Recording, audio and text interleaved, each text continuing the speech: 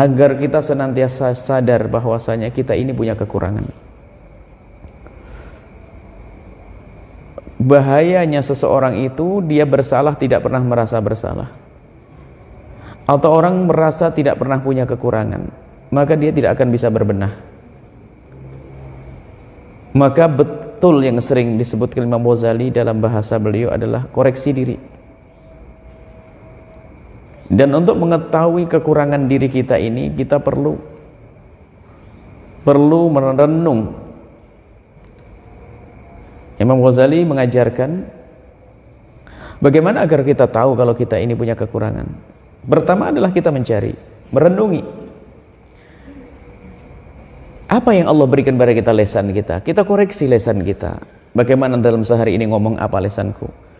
Bahkan kalau seandainya lesan ini direkam omongannya, pantas tidak didengar oleh orang dalam sehari ini? Ngomong apa kita? Yang pertama itu, koreksi diri, kata Imam Ghazali. Maka orang hebat yang bisa koreksi diri terus. Jangan hanya melihat kebaikan-kebaikan kita saja. Ia melihat kebaikan adalah untuk kita syukuri. Tapi kalau kita melihat kebaikan yang Allah berikan kepada kita hanya menjadikan kita sebab sombong, salah. Tapi melihat kekurangan kita untuk kita memohon ampun kepada Allah dan untuk berbenah. Maka di sini menata hati agar senantiasa sadar akan kekurangan diri. Terus menata hati biar kita tahu kalau kita punya kekurangan. Di saat seseorang menyadari kalau dirinya punya kekurangan, maka akan teredam semangat untuk memandang orang lain dengan mata merendahkan. Nah, ini kita itu sering kadang diberi oleh Allah kelebihan, serta merta melihat orang lain dengan mata merendahkan. Mungkin ada di antara kita punya kelebihan, misalnya ini diberi oleh Allah kelebihan menghafal. Tanpa ia sadari, dia merendahkan kawannya yang susah menghafal. Padahal yang pandai menghafal ini dia punya kekurangan, yaitu apa? Susah faham. Sementara yang susah menghafal temannya ini dia cepat faham. Yang pandai menghafal ini karena dia hanya melihat kelebihannya saja, tidak melihat kekurangannya, maka dia mudah merendahkan orang lain. Makanya kalau kita mudah merendahkan orang lain, ini sebuah sifat yang sangat jelek, yaitu sifat sombong. Kata Imam Ghazali, kalau pengen tahu kekurangan kita, yang pertama adalah kita koreksi diri, terus kita cermati. Dengan cara koreksi diri yaitu ya kita cermati mulai dari pagi hingga sore, dalam minggu ini ngomong apa, aku melihat apa. Nah, ini kadang orang itu melakukan dosa pun tidak dia sadari karena dia tidak pernah merenungi. Mungkin setiap hari dosa matanya terus menumpuk karena dia melihat aurat di depannya. Dia tidak pernah menyadari, mungkin dia jualan, di depannya ada seorang wanita yang jualan, buka auratnya, dia tanpa sadar melihat setiap hari. Cuma dia nggak sadar.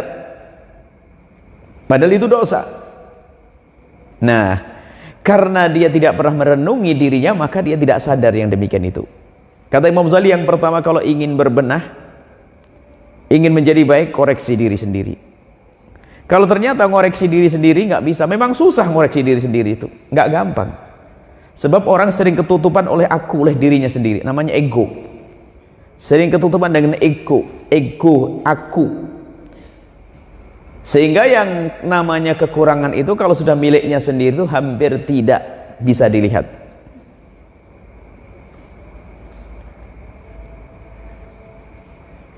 Itu kesalahan yang sifatnya, kejelekan yang sifatnya maknawi, akhlak, atau kejelekan yang sifatnya hissi, dohir. Contoh saja, yang dohir kata Imam Haddad, koduratnya dohir, ya kotoran dohir. Contoh, ada suatu ketika kita berada di sebuah tempat, ada meja begitu, kita lagi duduk di atas meja, kita duduk di atas kursi, tangan kita letakkan di atas meja. Tiba-tiba tangan kita menyentuh sesuatu, bebasahan. Setengah lengket lagi. Setelah kita angkat begitu, rupanya ingus. Jijik atau tidak? Siapa naruh ingus di sini? Banyak lagi ingusnya. Jijik, langsung dicuci. Menjijikkan, ada orang buang ingus di meja makan lagi. Masya Allah. Jijik tidak? Jijik tidak? Jijik. Baik. Menjijikkan, karena ingus menjijikkan. Kemudian suatu ketika, namanya orang hidup ada saatnya kena flu. Kena flu berat dirinya itu. Flu, beler. Cuman gini tok. Kok nggak jijik? Kok biasa saja, taruh di bajunya. Di sini yang beler sini lagi. Kenapa kok nggak jijik? Karena yang tadi miliknya orang, kalau ini milikku sendiri. Padahal bahannya sama. Kalau seandainya bisa dimasuk ke laboratorium, bahannya sama. Air bercampur dengan ini ingus, ya ingus sama, bahannya sama. Cuman karena miliknya orang lain kita merasa jijik. Tapi kalau milik diri sendiri, ketutupan olehku, aku milikku. Begitu juga seorang ibu yang menceboki anaknya sendiri dengan cinta, maka dia tidak akan merasa jijik. Tapi kalau orang lain, ya bisa. Begitu juga kesalahan diri. Itu orang sering menutup-nutupi, sering nggak menyadari kalau dia salah. Tapi kalau melihat kesalahannya orang, gampang melihat salah. Nah, melihat kesalahan orang ini suatu hal yang tidak baik, menjadikan kita tidak bisa hormat kepadanya, nggak bisa berprasangka baik kepadanya. Sehingga para kekasih Allah itu doanya diantaranya adalah, ya Allah, tutuplah kekurangan sahabat dan saudaraku dari mataku, ya Allah. Minta agar ditutup kekurangan orang lain dari matanya. Kalau orang punya kebiasaan melihat aibnya orang lain, ini adalah nasib buruk dia. Hatinya akan kotor terus.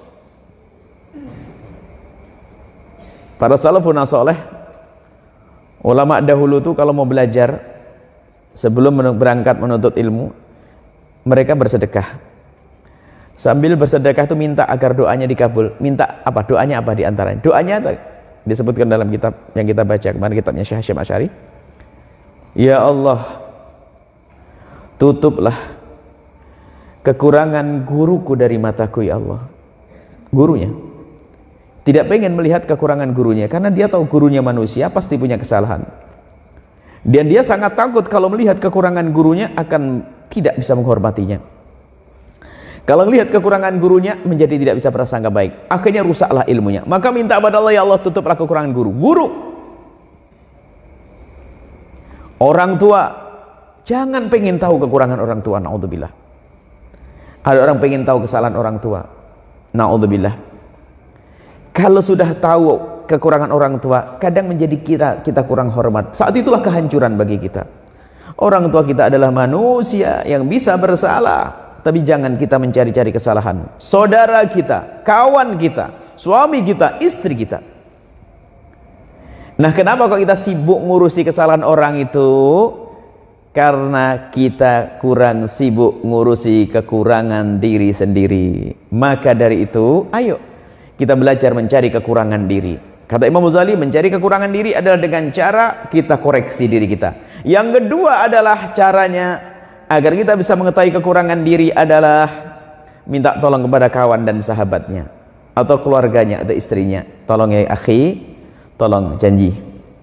Kita berjanji. Janji apa? Kalau kamu melihat kesalahanku, tolong langsung ditegur, jangan ragu-ragu. Aku minta tolong.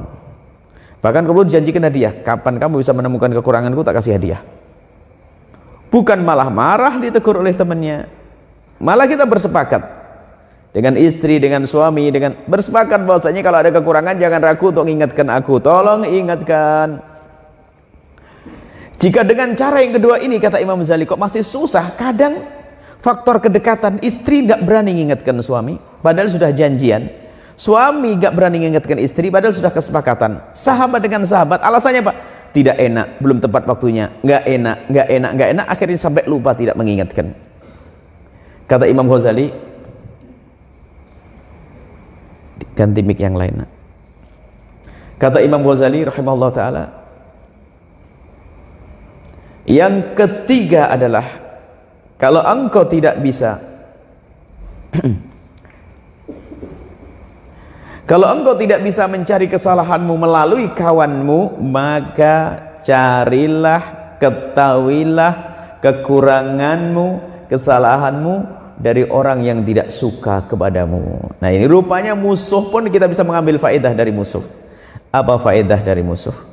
Kita mengambil faedah dari musuh adalah di saat mereka mengkritiki kita, ngolok kita dengar, karena bisa jadi itu benar. Karena apa? Kalau orang yang memusuhi kita itu kerjaannya adalah mencari-cari kesalahan kita, lumayan kita tidak usah mencari, sudah dicarikan. Ya. Jadi apa tadi? Yang ketiga adalah dengan cara kita memperhatikan orang-orang yang tidak suka atau tidak sepakat dengan kita, kritik orang tersebut adalah bahan untuk kita berbenah.